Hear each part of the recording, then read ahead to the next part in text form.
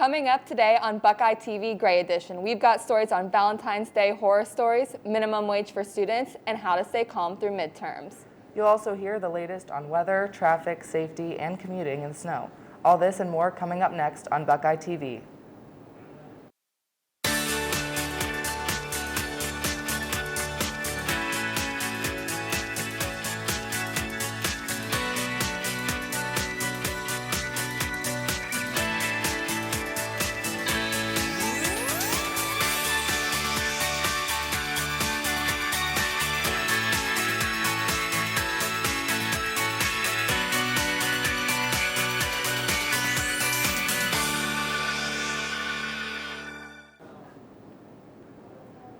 Hello, and welcome to Buckeye TV Gray Edition. I'm Gabby Codadad. And I'm Chloe Trapanato. Today we'll get into all the best places to visit off campus, ways to de-stress before midterms, and how to get class safely in the snow. But first, we've got breaking news on the tensions between Russia and Ukraine. Breaking news from the Ukraine. Russia has launched what they are calling a special military operation, which Russian President Vladimir Putin announced early this morning during a televised speech. According to an advisor of the Ukrainian president and live coverage from several news outlets, explosions were reported in several cities of the Ukraine this morning, including the capital city Kiev. At least 40 people have been killed. Live coverage of the invasion continues, and U.S. President Biden is scheduled to give a speech at 12:30 regarding the situation, according to the White House. Thinking about skipping a class? You're not alone. Kyle has some more on why some students are electing to snooze their alarms and sleep through the first class in the morning. The ugly conditions outside and concerns of illness are just two of several reasons why some students are deciding to skip class in the morning. I spoke with some of these students about why they may decide to make the executive decision to call off class and sleep in. Well, I always walk to my classes because I live on campus. And I prefer to not walk in the ice or snow. Recently, with all the snowstorms, it's been kind of rough because the sidewalks aren't always plowed. And I do have good snow boots, but it still is a hassle because I feel like I'm stumbling around and I don't have the speed that I used to have with plowed sidewalks. So it's more of a hassle to get to class with the winter weather. One of the few reasons would probably be if I were sick. If I woke up sick, not feeling well, just in case of COVID, I wouldn't go to class. I'm definitely concerned about sick classmates attending class. I think if you're sick, you should stay home, even if it's not COVID. And I think that's something we should follow in general. And we used to follow often. So I appreciate when teachers have a Zoom option as well as in-person option, because that allows students to, if they're sick, they can still attend class and they're not punished for it. So they have no reason to come if they're sick. But not everyone has a problem with the early morning grind. Staying on top of coursework remains heavy on the minds of some students. I am notorious for not skipping class. I don't even miss days of school for being sick, and I have not since high school. I could probably count on my fingers the amount of days of school that I've missed. I don't skip class.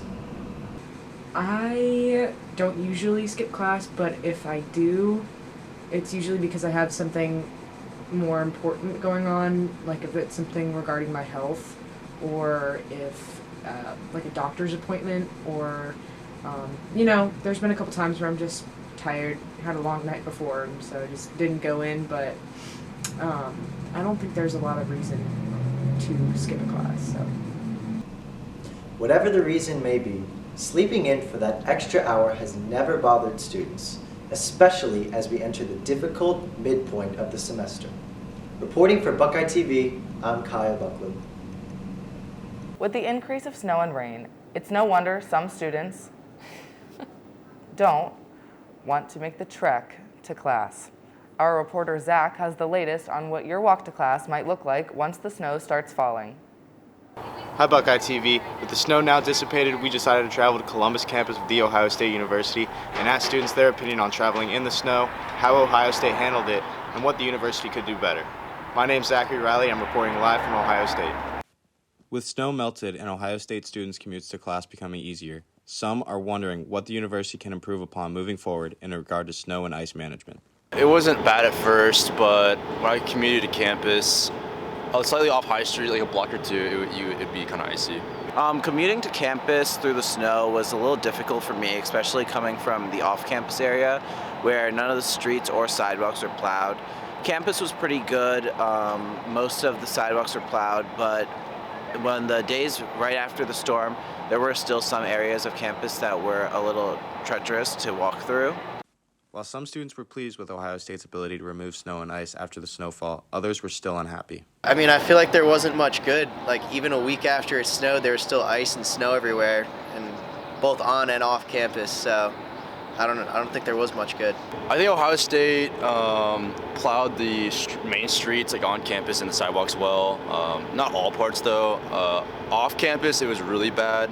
I saw cars stuck on the sides of Summit and stuff. I don't know, they couldn't get out. I feel bad for those people. I would prefer for OSU to maybe take an initiative where they clean off all the snow, and they're 100% confident that all students, whether they're commuters, on-campus students, or off-campus students, if they can all make it to class in a safe manner before they decide to have school, because I think the safety of our students is the #1 priority. We've heard what it's like to commute in the snow, but what about rain or strong winds? Gabby has the story on the recent weather. Hi, I'm Gabby Kudadad, reporting for BuckeyeTV, and today I'm around various parts of campus talking with students about the weather.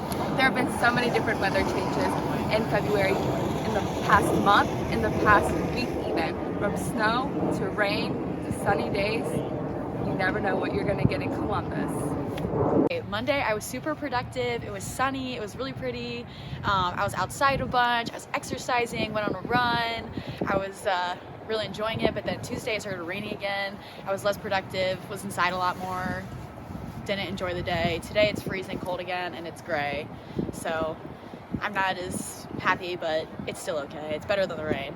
February, it's been freezing cold, except there's been 2 random days where it's been really great weather. It's 60 degrees and sunny and really nice.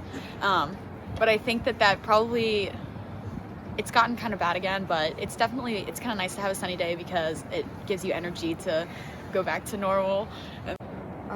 On the days where it's nice out, I've been excited to go outside, and I've been able to leave the dorm more and walk further to do work different places on campus. But when it's colder, I usually just want to stay in one spot for a longer time, and I'm not as excited to walk to class and stuff.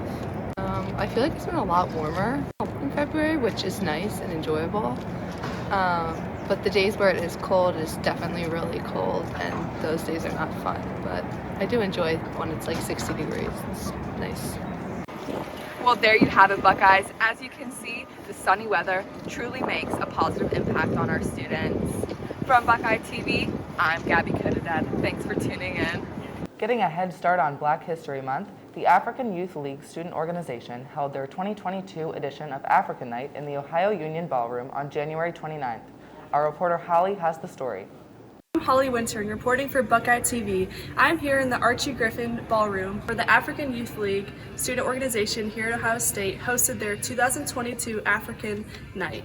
It was really fun. It was super lively, and it focused a lot about rebirth, but it was a great time. African Youth League is basically a OSU student organization that strives to inform the OSU community about African culture, about news, and basically anything that is African related. And we do that through events. What was the most significant thing that stood out to you? The sense of a family and how connected everyone is in the org, to the e-board, to the members. I also loved how up to date the e-board was able to inform the members and other people about African culture in a sense. Next event is going to be the gala, which is in April, so please come out. It's going to be an amazing event. We did just have Upper Bay, but the next one will be the gala. I'm I'm Holly Wintering. Back to you. The month of February is almost over, signaling the end of this year's Black History Month. However, many events and celebrations are yet to occur. Though African Night has come and gone, word on the street, Pulp Culture or Black Culture, hosted by the African American Heritage Festival in collaboration with the Multicultural Center, is set to take place Monday, February 28th at 6:30 p.m. in the Round Meeting Room in the Ohio Union. February is quickly coming to an end, but Valentine's Day may still fresh in some people's minds. When we come back from break, we'll hear all about some of the sweet treats from students on campus, including some holiday horror stories. Valentine's Day has officially passed. Chloe Trapanato is here with us today to take a closer look at how people really felt about the holiday.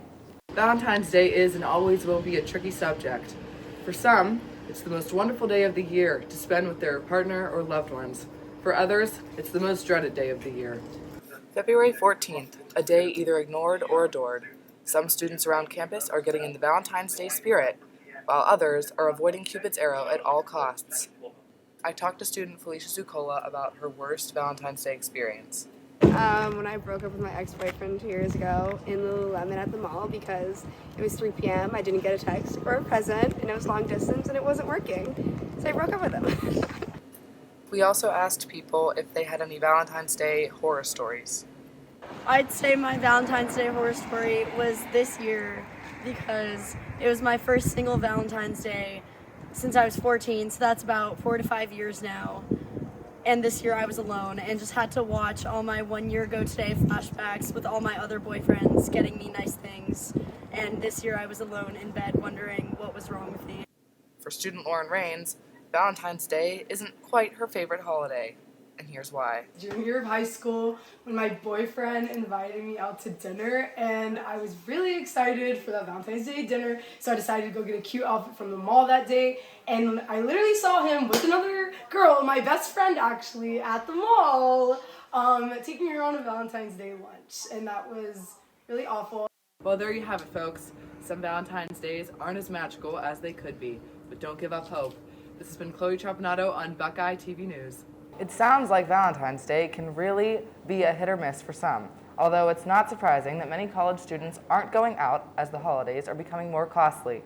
According to a study done by the Associated Press, U.S. inflation has jumped 7.5% in the last year. This means that flowers and chocolates for that special someone were probably a little more pricey this year. Are students' employees being compensated fairly for their work? The answer may shock you. Our reporter Abdullah has the story. Minimum wage all over the United States has risen, but students all over the country continue to be underpaid.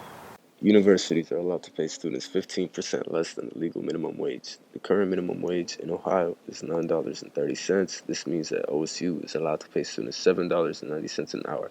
Is this a livable wage?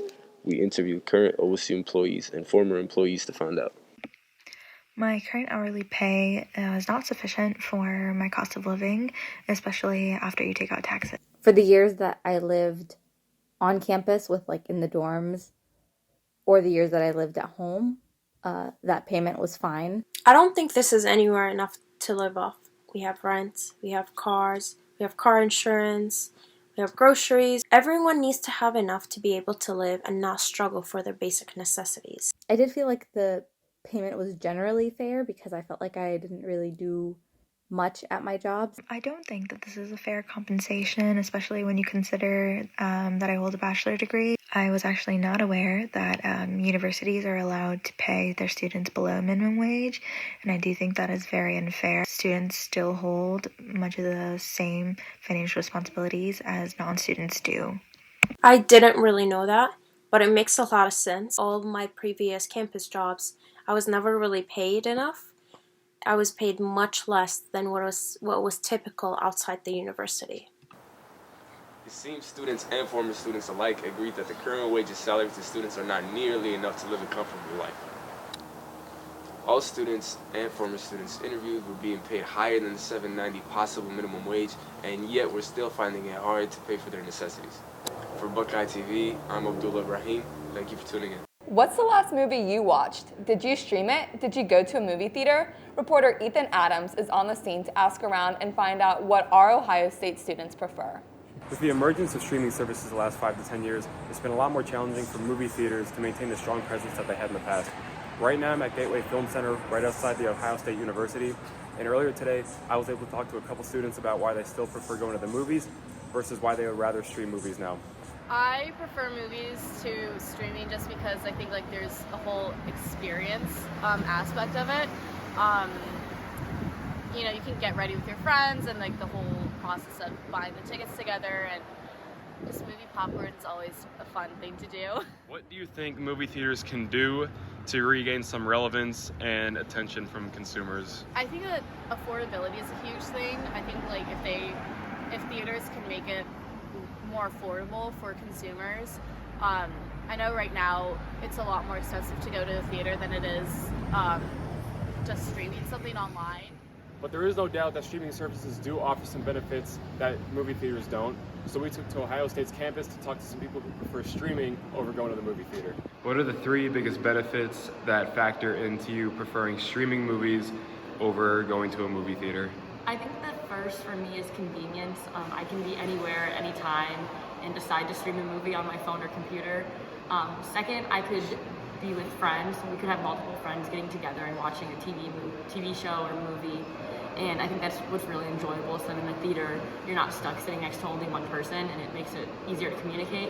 And 3, it's nice because you can bring your own food, have your own snacks, and you're pretty limited in a theater. I think something big about movie theaters that a lot of people dislike is the uncleanliness of it. So maybe transforming the theater into a more modern look would be better, because I feel like currently a lot of the ones that at least are near me are pretty old and run down. So maybe like renovating them and providing like a comfier atmosphere would be better. With BuckeyeTV, this is Ethan Adams. Anticipation for spring break is at an all-time high for Ohio State students around this time of the semester.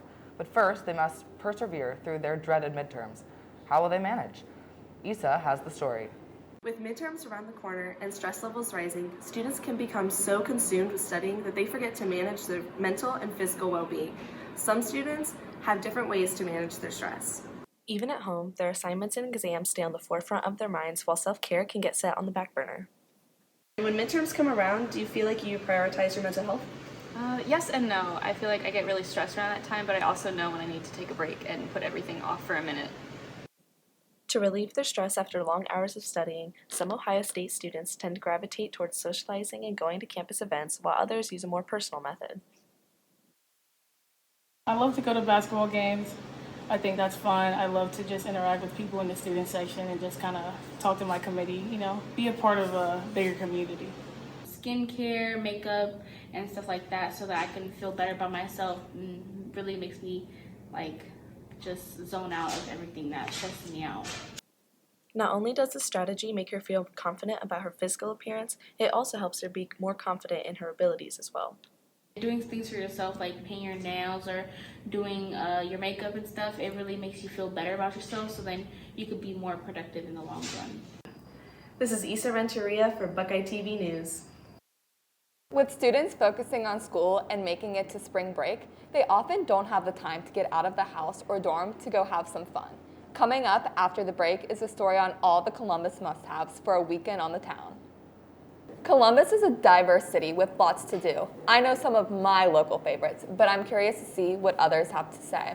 So Chloe, what are the must-haves of Columbus? There's a variety of things to do here in Columbus, whether it's taking a trip to Easton or finding your favorite restaurant in the short north. I went around Ohio State's campus and interviewed students to get the insider scoop. What's your favorite place to go to in Columbus and why? I would probably say the short north. One of my favorite restaurants, the Lincoln Social, is over there, and some of my friends and I have been before. Definitely my favorite thing is probably the shopping scene. I love going to Easton, Outdoor Mall. I love going to Polaris. There's so many different shops there that you can't find other places, like where I'm from in Cleveland. What's one place you would recommend someone to visit when they came to Columbus? So I'm gonna kind of switch gears. I'd say like the restaurant scene is also really cool. My favorite restaurant is probably either Condado or Marcella's. There's a lot of different places that are only in Columbus, like especially like Urban Chop House. People like to go there. So definitely finding some cute restaurants that you can't go anywhere else. What's your favorite part about living in Columbus? I would say the diverse city. I really like the Scioto Mile. It's like right along the river, and I'd like to go on runs a lot during the summer, and it's just really beautiful to see like all of the buildings and everything. And it's a very like diverse and up and coming city, so I just really love it here. As you can see, there are a lot of local favorites that cater to your interests. You can always find what you're looking for right here in Columbus. This is Chloe Lastly with Buckeye TV. If you feel like you're running out of places to go, consider checking out Easton Town Center. New stores such as Urban Outfitters and Glen Avenue Soap Company, as well as restaurants such as Lemon Shark and Faux Social, have been steadily opening up at the shopping center since last fall. And the latest addition to Easton, opening its first Columbus location on February 10th, is Aritzia, a women's fashion boutique. If you're new to Columbus or just looking for something fun to do on our Saturday, our reporter Ryan Scantlin will be taking you to the town around High Street to ask some students about their favorite spots to go out on their nights out. Ryan Scantlin here reporting for Buckeye TV News, and this is what I wanted to find out, is where is the best place to have a Saturday night, a memorable experience. So I decided to go around asking a couple students from Ohio State where the best place is to have a great time. There's Newport, A&R Bar, Express Live, Kemba Live. There's a lot of places to go to concerts, and there's concerts happening all the time in Columbus. Newport's really cool. From the outside, it looks like it's nothing special. It honestly looks pretty small, like the size of the Chipotle that it's next to. But once you walk in, the place is huge. It's like a huge auditorium, and it's really cool. I was curious about some more lively options. What is there to do to go and have a rowdy time? We bar hop towards the short north usually. We'll start at the Dueling Piano, which is a great place to start your night. And then we'll just head south afterwards. Village Idiot, Penthouse, Union, and Standard Live are some of the places that my roommates and I really like to go. They're all a lot of fun, but you have to remember that the more south you go, the more expensive it'll get. Say I don't want to drink, but I still want to go have a fun time with my friends. Where's a couple cool places I could go to eat or even just do stuff? My favorite place to eat is probably Pauly G's Pizza. It's really delicious, and they have every topping you could ever want. Yeah, Pins is a good spot. It can be chaotic in a sense, but you can definitely make it pretty relaxed with the mini bowling and the pinball. Reporting for Buckeye TV News, this has been Ryan Scantlin. Thank you for tuning in. According to information cited by the U.S. Department of State and the Association for Safe International Road Travel, road traffic deaths are the leading cause of fatalities among citizens abroad. Will Danby has more on OSU students' thoughts on traffic safety. There are over 60 crosswalks on the Ohio State campus, and of those, many of them do not have any safety measures to ensure safety of pedestrians upon crossing the street. Lane Avenue and High Street are a few to name. I'm out here with OSU students sharing their experiences on these crosswalks. These crosswalks, they can get kind of sketchy, especially like during rush hour, like during lunchtime. So like you'll try to cross, you don't really know if someone's like about to step on the gas and try to beat you across, or if they're gonna brake, so it's not very clear as to like when you're supposed to go, when you can go. It can be a little nerve-wracking when you're standing in the center and there's cars coming from both sides and no one's obviously stopping because, I mean, they don't care, they got places to be. Many students cited the same issue when going over these crosswalks, with the need for blinkers or more light. At least like some flashing lights on the signs, and also like a countdown on every single crosswalk instead of like no countdown at all. Either like a stop light or like adding some sort of like button to like make it flash at certain times so they would actually brake and be cautious, or just do better with the overall sign, because the sign, it's there obviously, but doesn't like say explicitly that like pedestrians have priority or anything like that. As of September 2021, the university has planned to invest an additional $2 million per year to enhance safety and security on campus. How much of this funds going towards traffic safety, though, is unknown. And as always, when crossing the street, exercise good caution and follow all traffic safety measures. For Buckeye TV, I'm Will Danby. Has this been a long week for anyone? Seth is here to help us learn where we can wind down. Every weekend, students travel up and down High Street for a place to get a drink, hang out, or just get away from classes for the night. We ventured out to find the best and most popular places to go.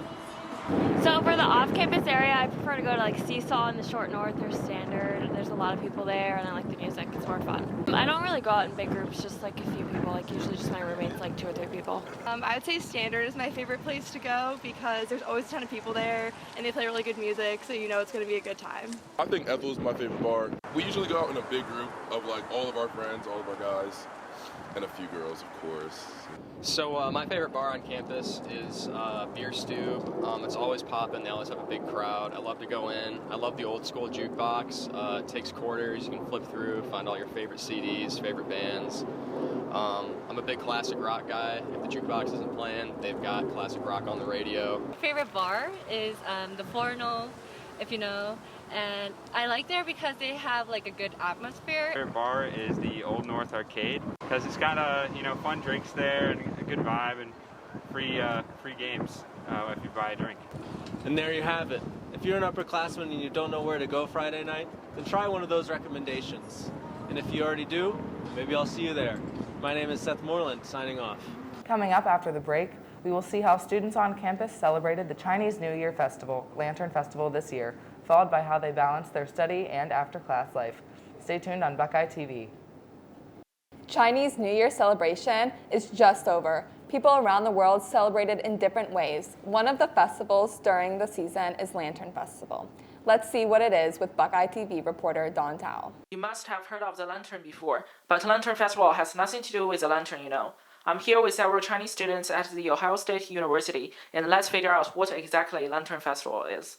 Lantern Festival is a traditional festival originated in China but also celebrated by several other countries. There are no large events held during Lantern Festival this year in Columbus, but students gather together and arrange activities to celebrate. How do you celebrate Lantern Festival this year? So for this year, me and my friends, we made plans to go out and ski. We went to dinner together, so it was a great time. This year I'm spending Lantern Festival the first time in America, and I spent my last week the holiday of Lantern Festival with my friends. We cooked and eat some delicious traditional Chinese food at their place. Usually I hang out with friends, but this year I have to celebrate it alone because of some reasons. Some parents buy lanterns for their kids before Lantern Festival, and kids usually take lanterns like this with them at that day wherever they go. People also mention that who and where to celebrate Lantern Festival can determine their feelings regarding it. So in the previous years, before I came to college, I used to celebrate this festival with my family. And I think having dinner together with my family is probably my favorite activity. Me and my friends, we don't have much resources here because we are new here and fresh off boats. Lantern Festival is also known as the first full moon festival, and sometimes the full moon reminds people of their family and friends who are not with them. So when I see the full moon during that day, I miss my family and friends a lot, and I know they also think of me when they see the full moon, so I'm not alone. We will keep following up on upcoming Chinese festivals. Stay tuned on BuckeyeTV. It is incredibly important to know how to manage stress, especially during midterm season. Kylie Hollis has a story on how OSU students choose to relax and de-stress. At this point in the semester, many students are extremely busy. With midterms just around the corner, papers to write, and projects to complete, it's important that students manage their stress to avoid burnout.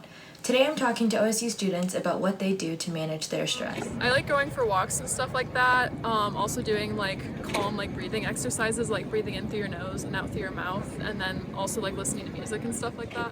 What advice would you give fellow students when it comes to de-stressing?